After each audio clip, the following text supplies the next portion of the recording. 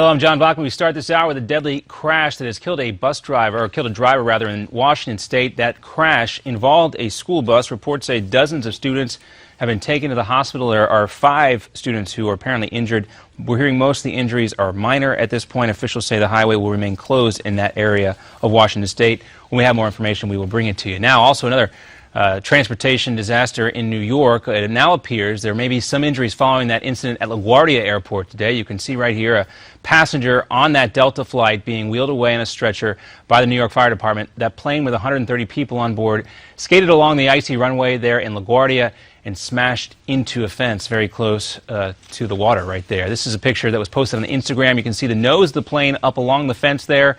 LaGuardia will be shut down, at least parts of it, until 7 o'clock this evening. Weather's still an issue there. Elsewhere, lawyers for the family of Michael Brown Jr. gear up for a civil lawsuit against the Ferguson Police Department. They say they will use some of the evidence acquired by the U.S. Justice Department. However, you will get a more clearer, a more accurate picture of what took place that day. Well, the family's attorneys believe that Darren Wilson had other option, and they say the police officer did not have to shoot the teenager. You remember that the federal and state grand jury decided not to indict Darren Wilson. That decision comes after the Justice Department also issued that scathing report. The agency claims that they found deep racial bias inside the Ferguson police force. Protests erupted throughout Ferguson and St. Louis after last summer's shooting of Michael Brown, and now the mayor is promising changes. Let me be clear. This type of behavior will not be tolerated in the Ferguson Police Department or in any department of the city of Ferguson. As we mentioned, that separate report, the Justice Department also said it would not file any charges against Officer Darren Wilson in the death of Michael Brown. Secretary of State John Kerry says his predecessor, Hillary Clinton, has already turned over all of her emails from when she was running the State Department.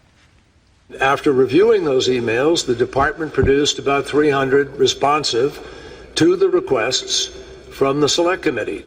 That is the House Special Select Committee on Benghazi, but the question is, where are all the emails that Hillary sent from her personal account? The former Secretary of State says she'll show them.